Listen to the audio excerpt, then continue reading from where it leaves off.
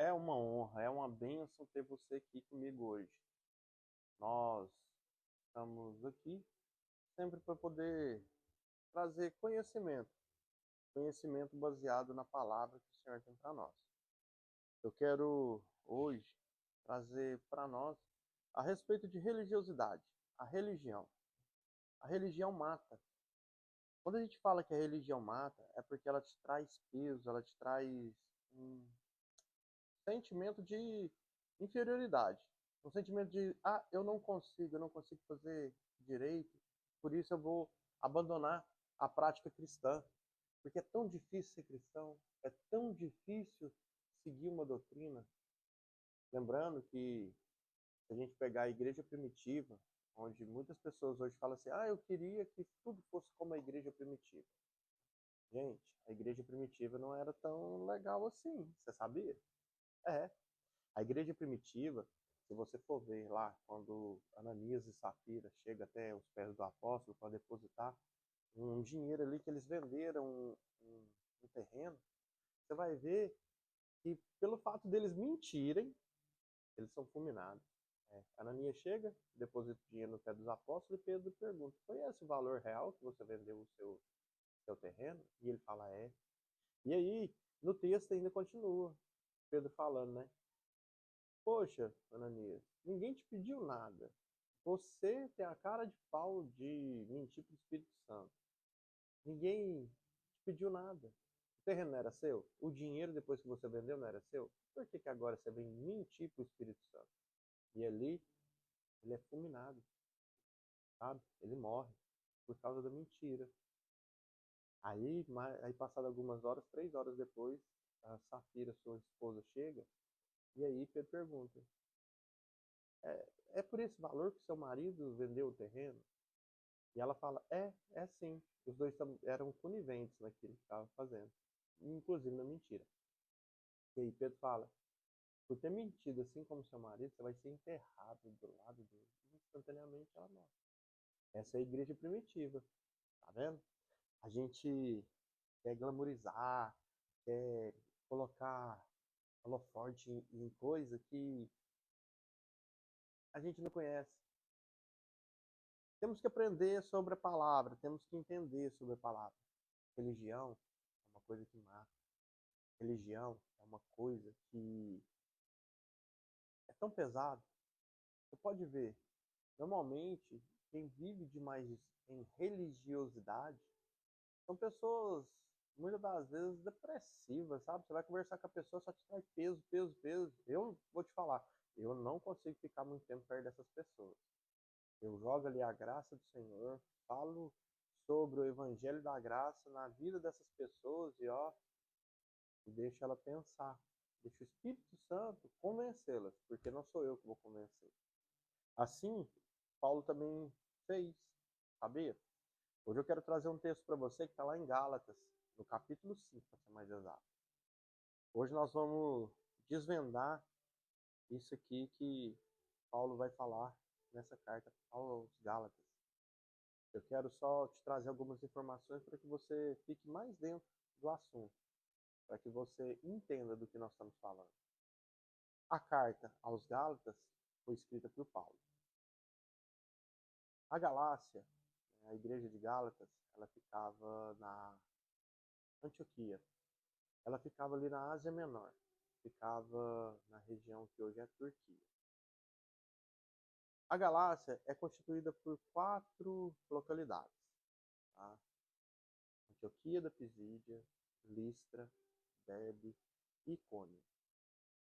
Ali, Paulo instituiu algumas igrejas. Ele levantou a igreja. E ele ensinou que é somente pela fé em Cristo é que a salvação era conseguida. Só que ele levantou a igreja e saiu para suas missões.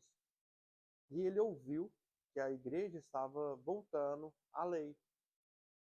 A lei não é ruim, a lei é boa. A lei foi cumprida por Cristo, porque nós mesmos não conseguimos cumprir a lei. Se você acha que você é o super santo, você está errado. Só o fato de você combinar 2 tipos de tecido, você já está pecando. Porque Se você quer viver na lei, você tem que usar somente roupas puras de linho e algodão. Então, aqui a igreja estava sendo influenciada pelos líderes judaizantes. O que é o líder judaizante? É o líder, né, da lei. E aí Paulo escreve a carta a essas cidades para corrigir e realinhar que somente é pela fé em Cristo a salvação das pessoas. Vamos ler o texto para ficar bem mais claro? Então vamos lá, acompanha comigo. Em Gálatas, no capítulo 5, tá? O título desse capítulo é o seguinte: Libertos em Cristo, guiado pelo Espírito Santo e livres para servir. Assim foi que Cristo nos libertou. Agora cuidem para permanecer livres e não fiquem novamente presos pelas cadeias da escravidão. A cadeia da escravidão aqui é a lei. A lei prendia as pessoas. Escutem bem o que eu, Paulo, digo a vocês. Se vocês estão contando com a circuncisão e a guarda das leis judaicas para fazê-los justos diante de Deus, então Cristo não pode salvá-los. Tá vendo? Se você está se defendendo que para ser salvo é pela lei, então Cristo morreu à toa. E você está desfazendo de tudo aquilo que nós aprendemos até hoje. Você não está levando em consideração a cruz. A mensagem da cruz na sua vida não tem sido explícita, sabe? Tem sido irrelevante. Então eu vou continuar lendo aqui o texto para que você entenda melhor. Eu vou repetir. Qualquer um que se deixe circuncidar precisa obedecer toda a lei. Cristo é inútil para vocês se estão achando que podem saldar a sua dívida para com Deus pela guarda da lei. Vocês se privam da graça de Deus. Mas nós, pela ajuda do Espírito Santo, estamos aguardando pela fé a justiça, que é a nossa esperança. Porque os que estão em Jesus Cristo não precisam se preocupar em serem circuncidados ou não. Porque a circuncisão não tem efeito algum, pois tudo quanto precisamos é a fé operando no amor. Vocês estavam indo tão bem. O que foi que aconteceu com vocês para impedi-los de seguir com a verdade? Certamente não foi Deus. Basta um pouco de fermento para levedar toda a massa. E aqui ele não está falando de pão. Aqui ele está falando dos mestres judaizantes, que dessa época, eles, no meio do povo, eles fermentavam a ideia de que Cristo não era santo, de que Cristo não era o Filho de Deus, de que Cristo não era o Messias. Tá? Então, continuando. Estou confiando no Senhor para fazê-los voltar a crer como eu a respeito dessas coisas. Deus se encarregará daquela pessoa, seja quem for que vem perturbando e confundindo vocês. Tá vendo? Paulo aqui fala, poxa, eu confio no meu Deus. E aquelas pessoas que estão te confundindo, a justiça de Deus vai recair sobre ela. É o que Paulo está falando. Às vezes as pessoas acham que Paulo era um cara bonzinho, um cara que tá... Não, bem enfático nessa questão. Irmãos, eu não prego que a circuncisão e a lei judaica são necessárias ao plano de salvação. Irmãos, eu não prego que a circuncisão e as leis judaicas são necessárias para o plano de salvação. Se eu pregasse tal coisa, não seria mais perseguido. Porque Paulo estava sendo perseguido porque ele estava levando o evangelho de Cristo. E falando que não era pela circuncisão, que era uma referência à lei, né, a lei de Moisés, e também estava falando sobre a mensagem da cruz. Se ele parasse de falar de Jesus, parasse de falar da cruz, ele parava de ser perseguido. Pois essas mensagens não desagradam ninguém. O fato de ainda estar sendo perseguido prova que eu continuo pregando o escândalo da cruz. É o que hoje em dia a gente fala sobre a perseguição da igreja. Se você não está sendo perseguido, se você não está sendo, não está servindo de chacota para os outros, alguma coisa errada tem. Você sabia? E isso que nós estamos falando de perseguição aos cristãos Não estou falando que vai sair com a arma atrás de você, não. O simples fato de você ser negligenciado em algumas rodas, o fato de você ser caçoado quando você chega, isso também é um tipo de perseguição, sabia? Às vezes a gente quer achar que perseguição é só fuga porque vai matar. Não, não é só isso não. É tudo isso. Quando a esses mestres que perturbam vocês, eu gostaria que eles mesmos se mutilassem. Tá vendo? Aqui tá falando da circuncisão. Pô, se, se ele está falando tanto da circuncisão, por que, que eles não se mutilam? Porque a circuncisão nessa época era mutilação, né? A gente sabe que cortava-se ali o prepúcio para fazer uma aliança com Deus. Sendo que Jesus já veio e a aliança foi estabelecida através de Cristo Jesus. E aqui hoje ele vem para falar sobre isso, sobre a questão do mutilar.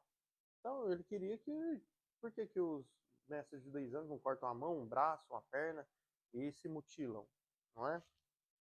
Porque vocês, caros irmãos, receberam a liberdade, não a liberdade para dar lugar à vontade da carne, mas a liberdade para amarem e servirem uns aos outros.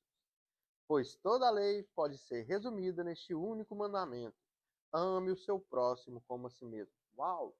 Então, todo o mandamento da lei se juntou num só mandamento. De todos os mandamentos, o maior é o amor. E aqui ele continua: ame o próximo como a si mesmo. Mas se, em lugar de mostrarem amor entre si, vocês estão sempre mordendo e devorando, cuidado para não se destruírem mutuamente. É o que acontece muito nos dias de hoje. Ao invés das pessoas se amarem, o amor se esfriou. E as pessoas estão acusando umas às outras, as pessoas estão sempre indo contra as outras. Tá todo mundo querendo ter razão em tudo. Tá todo mundo querendo ter razão em tudo. Simplesmente a forma que você olha. Se você estiver de um lado, você olha o 6. Se você estiver do outro, você olha o 9. Comece a enxergar com o olhar da outra pessoa. Comece a demonstrar esse amor de Cristo na vida das pessoas.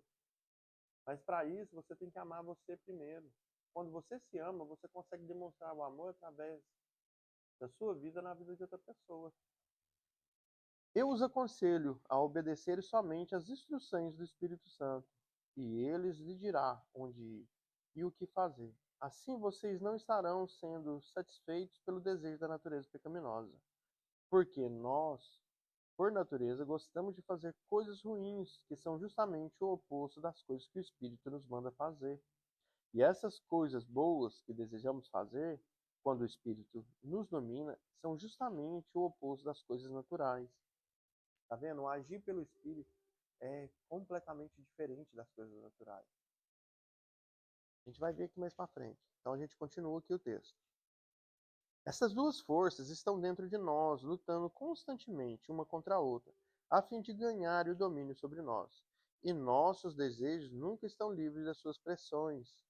Se vocês são guiados pelo Espírito Santo, não estão mais debaixo da lei. Tá vendo? Dentro da gente existe duas forças: a força da carne, a força do Espírito. Aquilo que você alimentar mais é o que vai ganhar sobre a outra. Então, vamos entender um pouco da natureza humana. Todo ser humano, isso é natureza humana, é o que já está impregnado em nós. A gente tem que lutar contra isso, tá? Ora, as obras da natureza humana produzirão os seguintes resultados: imoralidade sexual, impureza e libertinagem, idolatria e feitiçaria, ódio, discórdia, ciúme e ira. Esforço constante para conseguir o melhor para si próprio. Queixas e críticas, disserções, facções, inveja, embriaguez, orgias de todas as espécies. Vou lhe dizer novamente, como já fiz antes, porque todo aquele que leva esse tipo de vida não herdará o reino de Deus. Todo mundo que leva essa forma de viver carnalmente não vai herdar o reino dos céus. Aqui nós estamos falando de herdar o reino, tá? Não estamos falando de salvação. A salvação vem mediante a fé, mas o reino com Jesus, esse é necessário sim que você tenha uma conduta. Vamos falar que a conduta é que vai te levar ao reino. A salvação, ela é pela fé, ela é pela fé em Cristo. Quando você crê que Cristo é o seu Senhor, o seu Salvador, e você confessa com a sua boca e crê com o seu coração, você é salvo. Tá? Salvação é mediante a fé. Mas o reino, ele é mediante a sua forma de viver. Aquilo que você faz.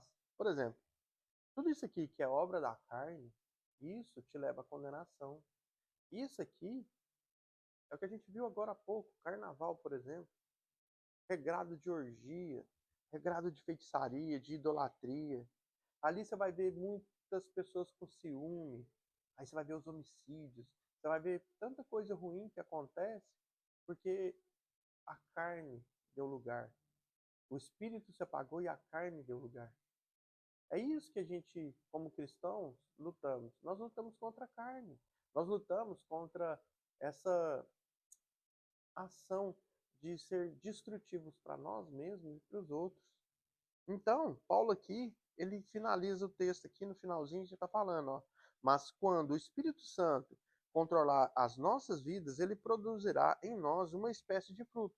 Tá vendo que a carne ela tem obras e o Espírito ele tem fruto? Pois é. E o fruto é amor, alegria, paz, paciência, retidão, bondade, fidelidade, mansidão e domínio próprio. Aqui não há mais conflito com as leis judaicas. Tá vendo? Não tem mais conflito. Quando você vive pelo fruto do Espírito, você já não conflita mais. Quando você vive pela obra da carne, você vai conflitar com a lei. Porque você não vai conseguir fazer, mas quando você age pelo Espírito, o Espírito Santo que vai te convencer do que é certo, do que é errado, do qual é a conduta que você tem que seguir. O Espírito Santo vai te conduzir. Aí as pessoas perguntam: como é que eu posso conseguir produzir esses frutos no Espírito? Lá em Romanos, lá nos fala que é simplesmente a gente renovar nossa mente todo dia.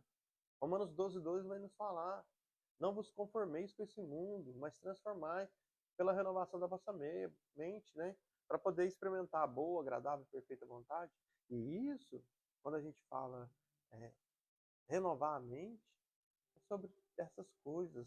É a gente não viver mais pela obra da carne, pelas imoralidades, mas viver de uma forma reta e santa. E santo quer dizer separado, tá? Você que não conhece é, sobre palavras, a palavra santo, ela quer dizer separado. Não quer dizer algo assim, oh, não. Você que está me vendo aqui, você é santo, você é separado. Deus te separou desde o ventre da sua mãe. Hoje você está ouvindo isso porque Deus quer falar no seu coração. Deus quer te trazer a realidade de que existe uma forma de conseguir o reino, a salvação, que é mediante a fé, que é mediante as obras do Espírito, né, aos frutos do Espírito, e deixar mortificar a sua carne. Então, aqueles que permanecem a Cristo Jesus crucificam os seus maus desejos e paixões. Agora estamos vivendo pelo poder do Espírito Santo. Sigamos a liderança do Espírito Santo em todos os aspectos da sua vida. Então não precisaremos mais andar em busca de honras e de popularidades que levam à inveja e os maus sentimentos. Então, é simplesmente isso. Esse finalzinho aqui, Paulo, ele já te dá um contexto muito top. Que a gente não deve mais, a gente não precisa mais andar em busca de honras e de popularidade. Só viver. Viver aquilo que Cristo quer para a nossa vida. Aqui, esse canal agora, nós vamos falar muito sobre isso. Eu quero trazer cada dia mais revelações sobre a palavra de Deus. Eu quero te falar que o que mata é a religiosidade. A religião mata. Esses líderes judaizantes, esses líderes que hoje a gente tem aí à frente de igrejas, que trazem um contexto de que você precisa fazer, porque Deus, Ele quer que você faça. Cara, vou te falar um negócio. Deus quer que você haja pelo Espírito. E se o Espírito Santo te falou para você fazer, faça. Agora, se um homem falar para você fazer e o Espírito Santo não testificar, Faz não, mas tenha discernimento. E é isso. Que Deus possa abençoar a sua vida e você possa buscar diretamente na fonte, diretamente aqui, ó. Se você tiver alguma dúvida, busque a palavra direta, busque acesso direto ao Pai, pois o véu se rasgou de cima a baixo. Então, você tem acesso ao seu Pai que está no céu.